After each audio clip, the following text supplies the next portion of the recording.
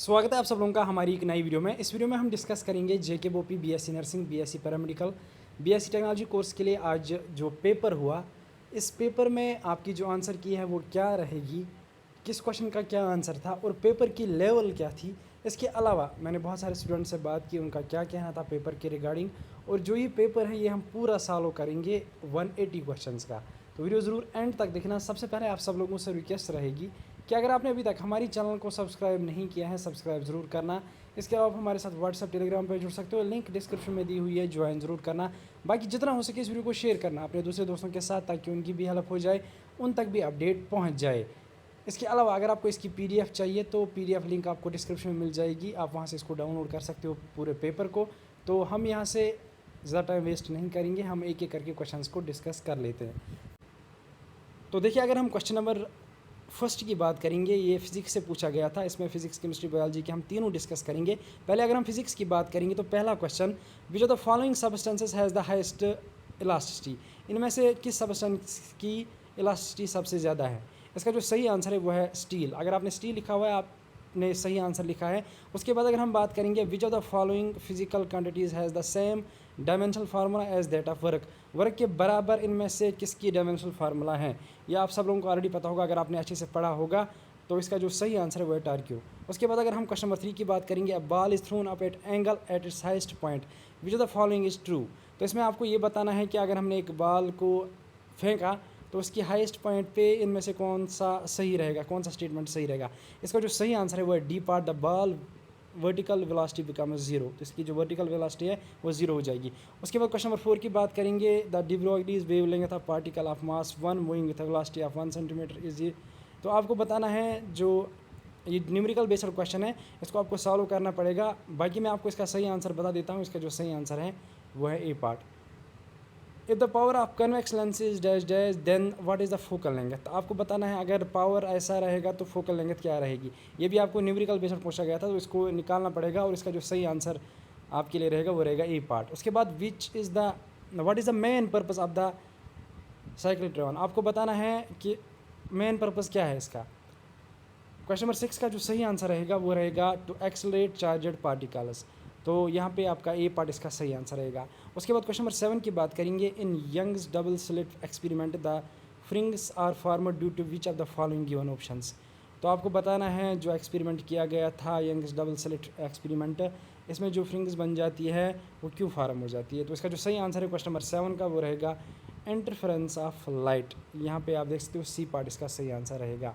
उसके बाद question number 8 की अगर हम बात करेंगे, what will happen to the time period of a simple pendulum when it takes from the earth to the moon. अगर हम एक पेंडुलम को मून से अर्थ तक ले जाएंगे तो क्या होगा उसके साथ। इसका जो सही आंसर रहेगा वो रहेगा क्वेश्चन नंबर 8 का इट विल इंक्रीज़। ये इंक्रीज़ हो जाएगा, तो बी पार्ट इसका सही आंसर है। उसके बाद for a uniformly charged thin spherical shells the electric field inside the shell is. आपको बताना है यूनिफॉर्मली एक स्फेरिकल शेल है, उसका इलेक्ट्रिक फील्ड क्या हो जाएगा सेल के अंदर। क्वेश्चन नंबर 9 का जो सही आंसर है वो हमेशा जीरो ही रहेगा, तो always zero, B part.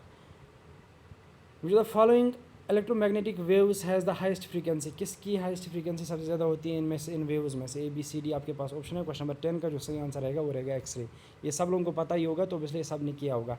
Which the following concept is derived from the zero of thermodynamics. तो थर्मोडायनेमिक्स में से कौन सा यहाँ पे डिराइव किया गया, एनर्जी, टेम्परेचर, एंट्रोपी और प्रेशर। तो यहाँ पे इसका जो सही आंसर है वो है टेम्परेचर। क्वेश्चन नंबर 12 अगर हम देखेंगे तो the capacitance of A parallel plate capacitor does not depend upon, किस पे डिपेंड नहीं होता है। ये भी बहुत ही आसान क्वेश्चन है। क्वेश्चन नंबर 12 का जो सही आंसर है वो है charged stored on the plates, जो चार्ज होती है स्टेट्स पे उस पर नहीं होता है। तो इसका जो सही आंसर है वो रहेगा डी पार्ट। उसके बाद अगर हम क्वेश्चन नंबर 13 की बात करेंगे, क्वेश्चन नंबर 13 है which of the following statements about the electric field lines is false. तो आपको स्टेटमेंट्स को पढ़ना पड़ेगा, फिर उसके हिसाब से आपको देखना है कि फॉल्स कौन सा है। तो यहाँ पे मैं आपको बता देता हूँ, इसका जो सही आंसर है वो है बी पार्ट। और इसमें जो यहाँ पे आप देख सकते हो, the field lines can interest each other, जो फील्ड लाइन्स है वो मिल सकती है। तो ये इसका सही है, क्योंकि इसमें फॉल्स स्टेटमेंट है, वो आप चेक कर लेना। जो the following is responsible for the spherical shape of a liquid drop. आपको बताना है कि कौन सा इसमें रिस्पॉन्सिबल रहेगा लिक्विड ड्रॉप की स्फीरिकल शेप के लिए। तो क्वेश्चन नंबर 14 का जो आंसर है वो है सरफेस टेंशन। सरफेस टेंशन पे ये डिपेंड करता है। उसके बाद विच of the following correctly describes the impedance in a series LCR circuit at resonance. तो यहाँ पे आपको ये बताना है कौन इसमें अच्छे से डिस्क्राइब इसको करता है। क्वेश्चन नंबर 15 का जो सही आंसर है वो है मिनिमम, तो यहाँ पे बी पार्ट इसका सही आंसर रहेगा। उसके बाद क्वेश्चन नंबर 16 की अगर हम बात करेंगे, in uniform circular motion direction of the centrifugal acceleration is, तो आपको बताना है एक यूनिफॉर्म सर्कुलर मोशन में डायरेक्शन क्या रहती है। तो इसमें जो सही आंसर रहेगा क्वेश्चन नंबर 16 का वो रहेगा रेडियल इनवर्ड, जो कि यहाँ पे क्वेश्चन नंबर 16 का सी आंसर है। क्वेश्चन नंबर 17 की बात करेंगे, which of the following sentence introduce the concept of displacement current. तो डिस्प्लेसमेंट करंट का यहाँ पे किसने कंसेप्ट दिया है, क्वेश्चन नंबर 17। इसका जो सही आंसर है वो है Maxwell. Which of the following is true for PN junction diode in forward base. तो यहाँ पे इसका सही आंसर रहेगा क्वेश्चन नंबर 18 का ऑफरस लो रेजिस्टेंस। इसका सही आंसर है B part. Which of the following does not photoelectric effect support, इनमें से कौन नहीं करता इसको सपोर्ट। क्वेश्चन नंबर 19 का जो सही आंसर रहेगा पार्टिकल नेचर ऑफ लाइट, जो कि यहाँ पे बी पार्ट। उसके बाद क्वेश्चन नंबर 20 की बात करेंगे, Bernoulli's theorem is based upon the principle conservation of. तो क्वेश्चन नंबर 20 का जो सही आंसर रहेगा वो रहेगा बी पार्ट। इस तरीके से क्वेश्चन नंबर 21 की अगर हम बात करेंगे, द RMS स्पीड ऑफ ए गिलास molecule is directly proportional of which of the following. इसका जो सही आंसर रहेगा वो रहेगा स्क्वायर रूट ऑफ टेम्परेचर, तो ए पार्ट इसका सही आंसर रहेगा। उसके बाद 22 की बात करेंगे, तो 22 का जो सही आंसर रहेगा वो रहेगा D part. Which the following does not derivation proved bye prism not depend upon. तो ये आपको बताना है इस पर डिपेंड कौन नहीं करता है, तो वो यहाँ पे आप देख सकते हो। बाकी हमारे क्वेश्चन नंबर 23 एक असर्शन पूछा गया था, photo electric effect demonstrate the particle nature of light. इसका रीज़न क्या है, ये सही है कि गलत, आपको बताना है कौन सा इसमें रीज़न सही है।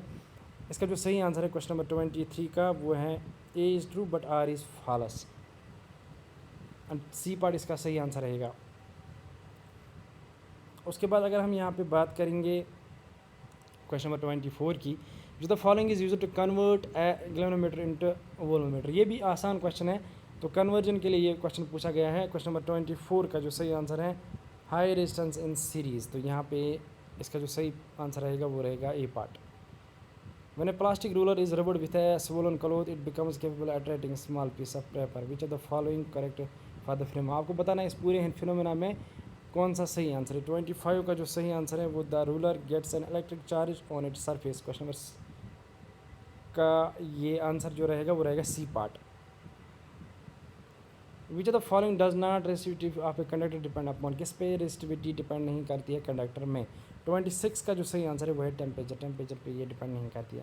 क्वेश्चन 27 की बात करेंगे, विच the following principle which optical fibre based on. तो आपको बताना है किस पे ये बेस करता है प्रिंसिपल इसका। क्वेश्चन नंबर 27 का जो सही आंसर है total internal reflection. Question number 28 की बात करेंगे, in standing wave what are the points called where amplitude is minimum. आपको बताया है एम्पलीट्यूड कहाँ पे मिनिमम है। इसका ऑब्वियसली सही आंसर जो है वो है बी पार्ट नोड्स। उसके बाद यहाँ पे अगर हम कुछ और क्वेश्चंस की बात करेंगे, तो क्वेश्चन नंबर 29, जो the following radiations has the highest penetrating power. तो पेनिट्रेटिंग पावर में से किसको ज़्यादा है, ये भी इजी क्वेश्चन है, बहुत सारों को ऑलरेडी पता होगा। इसका सही आंसर है गामा। उसके बाद क्वेश्चन नंबर 30 की बात करेंगे, मैच द फॉलोइंग है, तो मैच आपको करना था। इसका जो सही आंसर है वो मैं आपको बता देता हूँ। इसका सही आंसर अगर आपने लिखा है क्वेश्चन नंबर 30 का, तो इसका जो सही आंसर रहेगा वो रहेगा डी पार्ट। पहले को सी आएगा, दूसरे को बी और तीसरे को A. Which the following is the weakest fundamental force in nature. तो वीकेस्ट आपको बताना है। क्वेश्चन नंबर 31 का जो सही आंसर है वो है ग्रेविटेशनल फोर्स। तो उसके बाद अगर हम क्वेश्चन नंबर 32 की बात करेंगे, what is the current flowing through the galvanometer is balanced Wheatstone bridge. आपको बताना है जब हम ग्लेनोमीटर में एक बैलेंस फार्म में रखेंगे तो कितना करंट फ्लो होगा। तो इसका जो सही आंसर है वो है ज़ीरो। सी पार्ट इसका सही आंसर रहेगा। उसके बाद what is the primary purpose of the moderator in a nuclear reactor.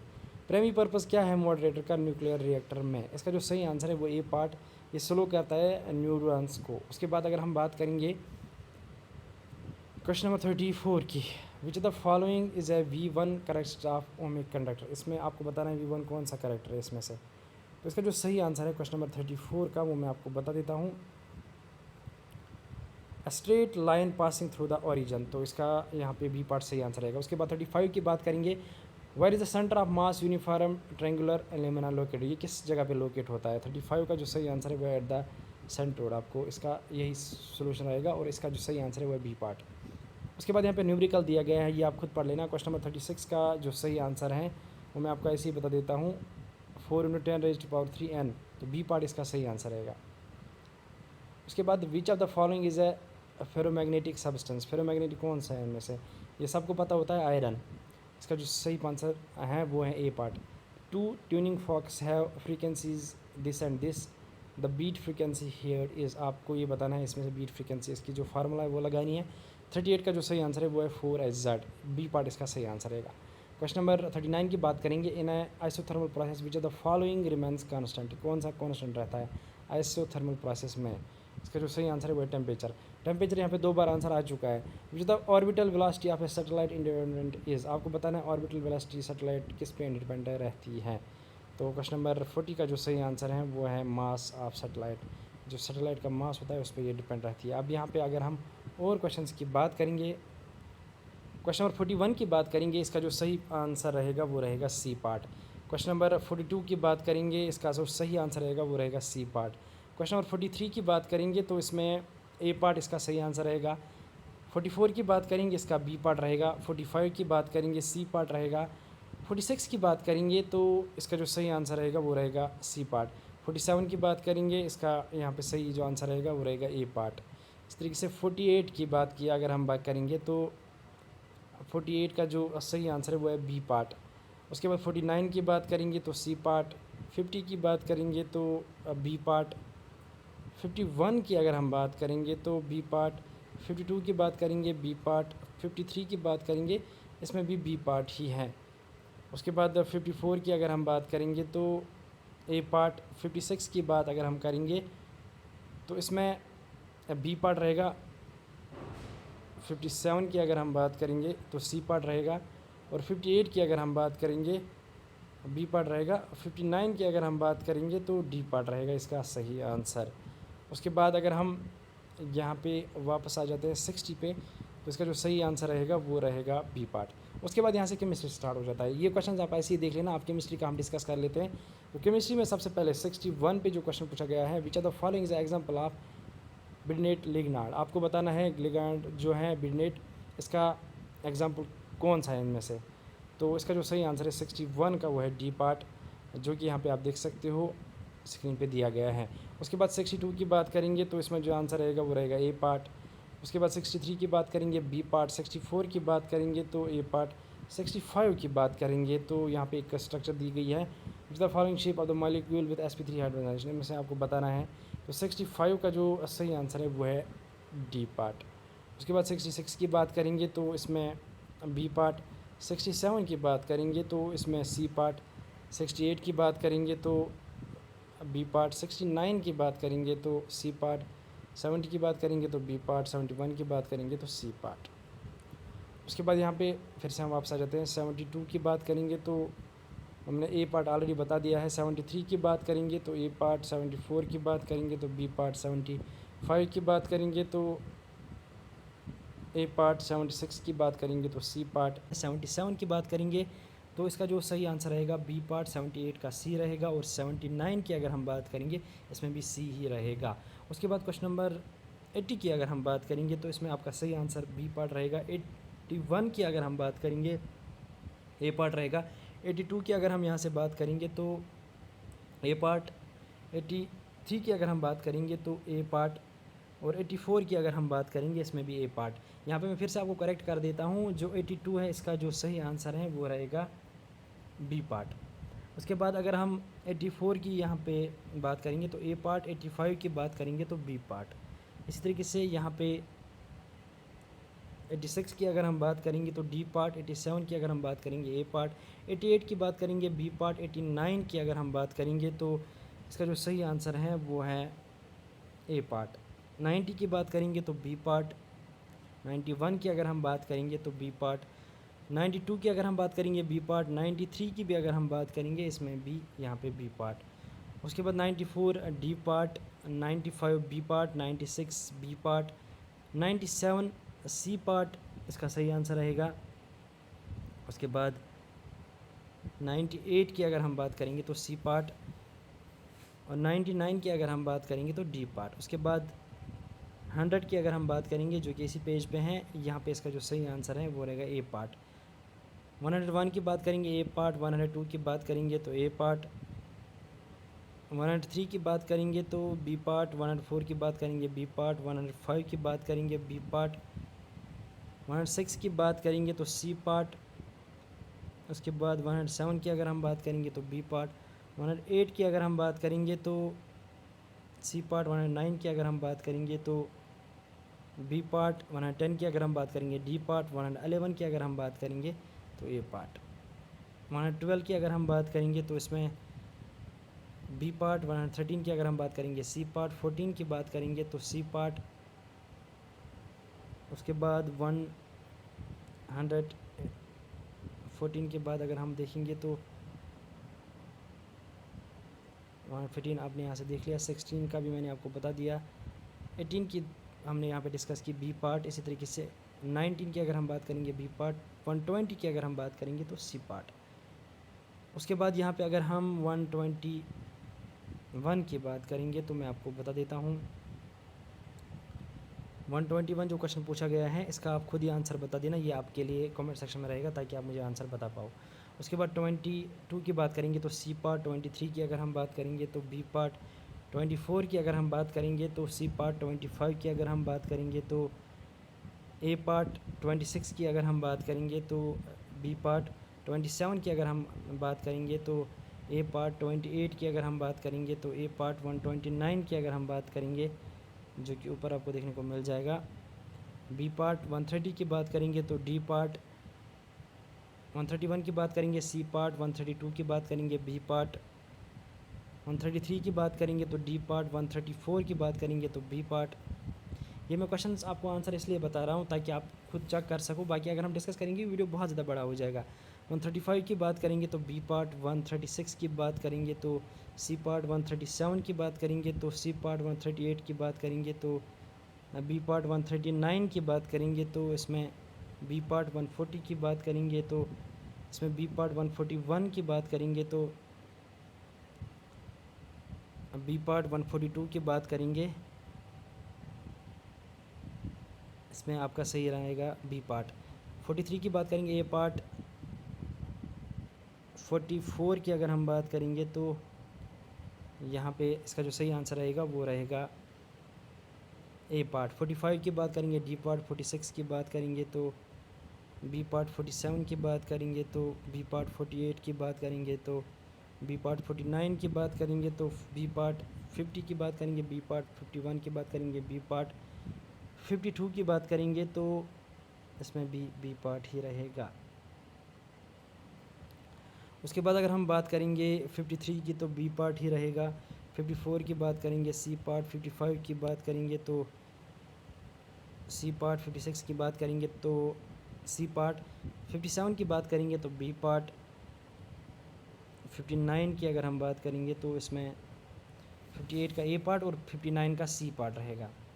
60 की बात करेंगे तो ए पार्ट, 61 की बात करेंगे तो बी पार्ट, 62 की बात करेंगे तो सी पार्ट, 63 की बात करेंगे तो ए पार्ट, 64 की बात करेंगे तो इसका जो सही आंसर रहेगा वो रहेगा सी पार्ट। उसके बाद 70 की अगर हम बात करेंगे तो मैं आपको बता देता हूँ 70, क्वेश्चन नंबर 70 का क्या आंसर रहेगा।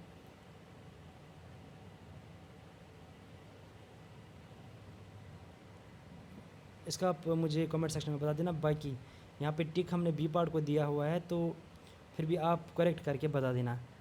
171 की अगर हम बात करेंगे तो ये भी आप मुझे कमेंट सेक्शन में ज़रूर बता देना इसका क्या आंसर रहेगा। बाकी यहाँ पे मैं आपको थोड़ा बहुत गैस दे देता हूँ। विच the following correctly describes the heart of the frog, ये आपको फ्रॉग के रिलेटेड पता ही होगा तो आप बता देना। 172 की अगर हम बात करेंगे तो इसका बी रहेगा, 173 की बात करेंगे बी, 174 की बात करेंगे सी, 175 की अगर हम बात करेंगे तो इसमें जो सही आंसर रहेगा वो रहेगा बी, 176 की बात करेंगे तो बी। उसके बाद यहाँ पे 177 की बात करेंगे तो सी। उसके बाद 178 की अगर हम बात करेंगे तो बी 179 की अगर हम बात करेंगे तो सी 180 की बात करेंगे तो बी। तो यहाँ से आपका पूरा पेपर कंप्लीट हो जाता है। बाकी अगर आपका कोई डाउट है या कुछ पूछना है तो आप कमेंट सेक्शन में ज़रूर बता दें। इस तरीके से पूरा पेपर हमने आपको बता दिया किसका क्या आंसर है। और यहाँ पे पेपर को देखने के बाद हमने खुद भी चेकआउट किया और बहुत सारे स्टूडेंट से बात की। हमारे एनालिसिस के हिसाब से पेपर मॉडरेट लेवल का आया था, ना इजी आया था ना टफ आया था। इजी आया था एक हिसाब से, जैसे आता था पहले उससे तो इजी आया था, लेकिन मेरे हिसाब से मॉडरेट टाइप का आया था। बहुत सारे ने मॉडरेट टाइप का ही बोला, ना ज़्यादा ईजी था और ना ही ज़्यादा हार्ड था। तो बाकी जिसने जो स्कोर किया है कमेंट सेक्शन में ज़रूर बता देना। आंसर की जब आएगी मैं आपको अपडेट दे दूँगा, उस टाइम भी मैं आपको वीडियो बना के दूँगा और आपको हमारी तरफ से नोटिफाई कर दिया जाएगा। फ़िलहाल इस वीडियो में इतना ही था।